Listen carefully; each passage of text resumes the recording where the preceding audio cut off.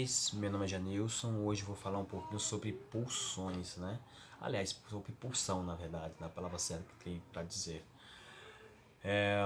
Eu demorei um pouquinho para gravar alguns vídeos, né? Porque trabalho e faculdade é muito complicado, ainda mais quem tem filho em casa, né? 3 crianças pequenas, né? Pequenas entre aspas, uma de 10 anos, outra de 2 anos e 5 anos, né? Então tem de brincar, fazer aquele barulhozinho aí que talvez pode incomodar um pouquinho vocês, mas vale a pena vocês assistirem esse vídeo até o final, tá bom?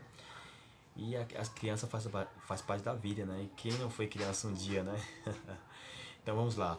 Falando sobre pulsão, vou falar um pouquinho mais alto para vocês ouvirem melhor aí, né? Para prosseguir um pouquinho. Então, o conceito de pulsão, e primeiramente antes que eu entre no assunto, eu vou pedir para vocês compartilharem para o número máximo de pessoas para ajudar esse canal aqui, beleza? Eu vou prometer para vocês pelo menos um vídeo por semana aí, olha lá, né? Se der, eu farei sim, até um por dia aí. Então vamos lá, o conceito de pulsão é o seguinte: processo dinâmico que consiste numa pressão, né? Ou força, que seria essa força? Seria uma carga energética, fator de motricidade, que faz do organismo tender para um objetivo. Segundo Freud, uma pulsão tem sua fonte numa excitação corporal, que seria isso, um estado de tensão, né? O seu objetivo ou meta é suprimir o estado de tensão que reina na fonte pulsional. É o objetivo, aliás, né, ou seja, é o objeto ou graça a ele que a pulsão pode atingir a sua meta, né? Interessante isso. Então, na linguagem alemã, existem dois termos, que seria esses dois termos aí. Seria o Instinct, né? Instinct. Não sei se dá para você ver direitinho aí. Instinct. E o outro seria o Trieb, que seria esse aqui, ó, Trieb, né? Então, o termo Trieb, de uso muito antigo, né? Ele conserva sempre a nuance de impulsão, né?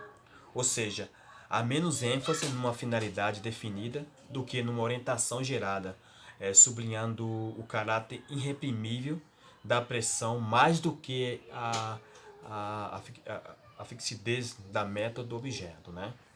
Então já o termo instinct, né? Esse termo alemão, faz referência ao biológico, ou seja, aquilo que é expresso quase da mesma forma em todos os indivíduos da mesma espécie. Então Freud, ele utiliza esse termo para se referir a um comportamento animal fixado por hereditariedade, né? Então, a pulsão é um representante do somático e do psíquico, né?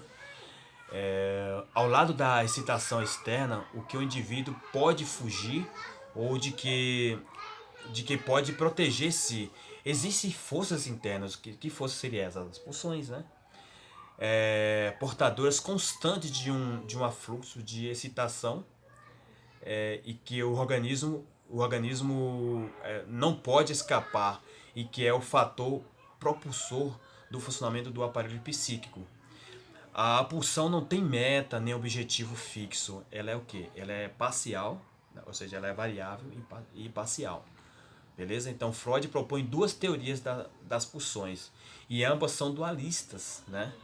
Na primeira teoria das pulsões, o dualismo se dá entre pulsões sexuais e pulsões do ego, ou de autoconservação. O id representa um reservatório de pulsões, e a contraposição, né, se dá entre pulsões de vida e pulsões de morte. Então, a pulsão de vida, que é o termo que a gente vai falar primeiramente, grande categoria das pulsões que Freud contrapõe na sua última teoria, as pulsões de morte, tende a construir unidades cada vez maiores, né? E a mantê-las. As pulsões de vida, também designada pelo termo eros, né? Abrange não apenas as pulsões sexuais propriamente ditas, mas ainda as pulsões de autoconservação. Na segunda teoria, as pulsões propostas por Freud, as pulsões de vida, se opõem às pulsões de morte, As primeiras tendem não apenas a conservar unidades vitais existentes, como constituir a partir destas unidades mais globalizantes, né? As segundas tendem para destruir, ou seja, para a destruição, né, das unidades vitais, para a igualização radical das tensões e para o retorno do estado orgânico que se opõe ao estado de repouso absoluto. Então as pulsões de vida não têm um caráter regressivo, né? Ela, por exemplo, ela não tem um caráter regressivo característico das pulsões, mas sim um caráter construtivo, uma vez que um princípio fundamental de tal pulsão é o princípio de ligação, que consiste em instituir unidades cada vez maiores e conservá-las. Princípio este que está associado a uma conservação de Freud sobre a sexualidade, né? E a outra que eu queria abordar seria a pulsão de morte. O que seria isso? Então, na verdade, ou seja, no quadro da última teoria freudiana das pulsões aliás, que designa uma categoria fundamental de pulsões que se contrapõe às pulsões de vida, que tendem para a redução completa das tensões, isto é, tende a reproduzir, ou seja, reproduzir não, desculpe, reconduzir o ser vivo ao estado orgânico. Então, voltada inicialmente para o interior e tende à autodestruição. As pulsões de morte seriam secundariamente dirigidas para o exterior, né? Manifestando-se então sob a forma da pulsão de agressão ou de destruição. As pulsões de morte representam a tendência fundamental de todo ser vivo a retornar a um estado orgânico.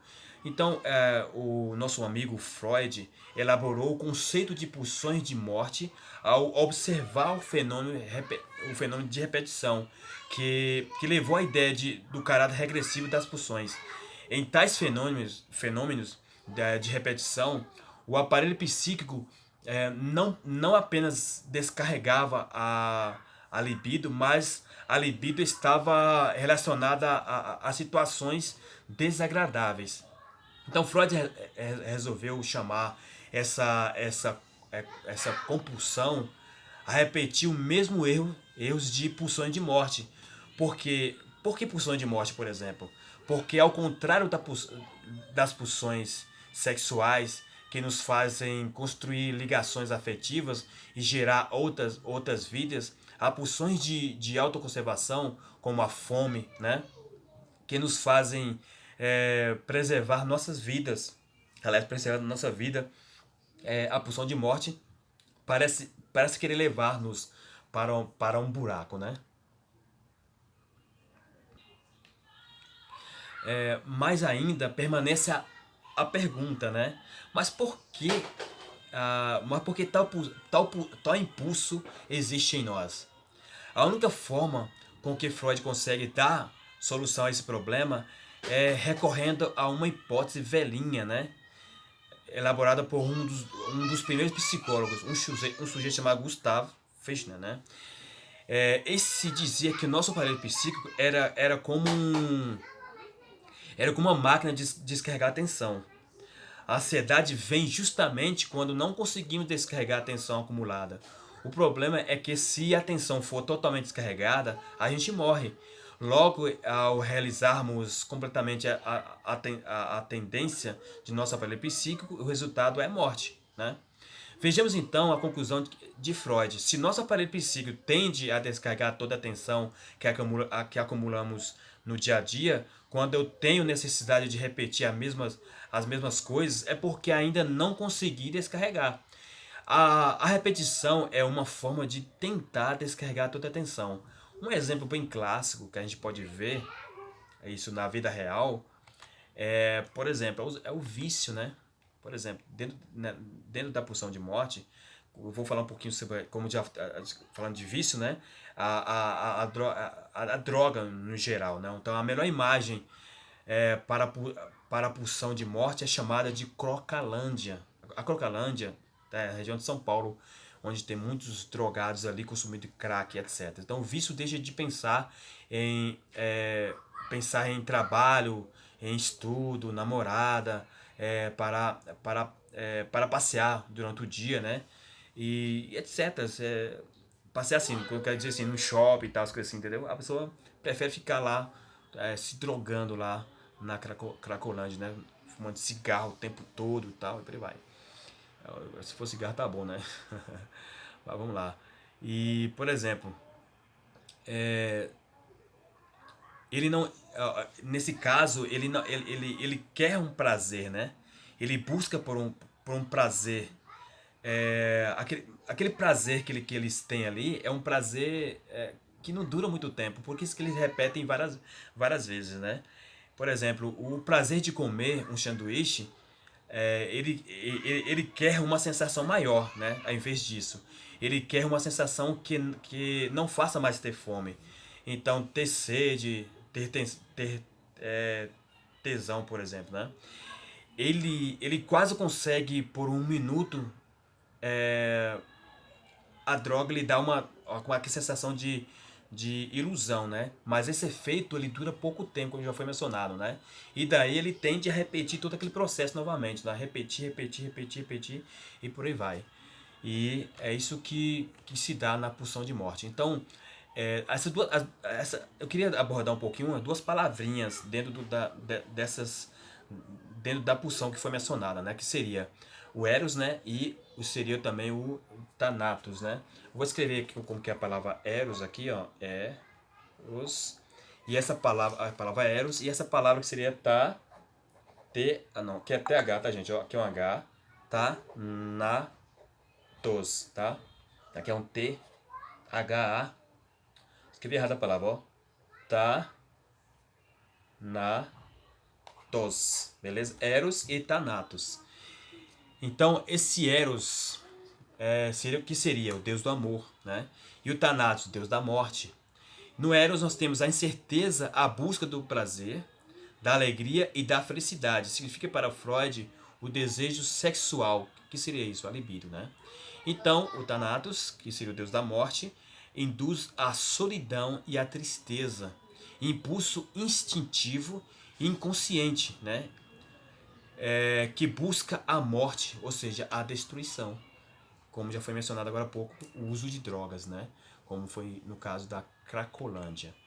E a diferenciação entre as pulsões, em caso de vida, nós temos movimento, unir, reunir, preservar, unidades maiores, pulsões sexuais, né? E a pulsão de morte está na inércia, né? Está na inércia.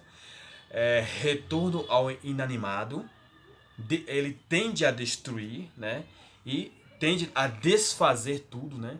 A desfazer conexões, né? Principalmente. É isso que eu tenho a dizer para vocês. E muito obrigado a vocês por ter assistido até o final. E compartilhe para o número máximo de pessoas. Se você não entendeu sobre o que eu falei para vocês aqui, pode pesquisar aí no canalzinho nosso aí.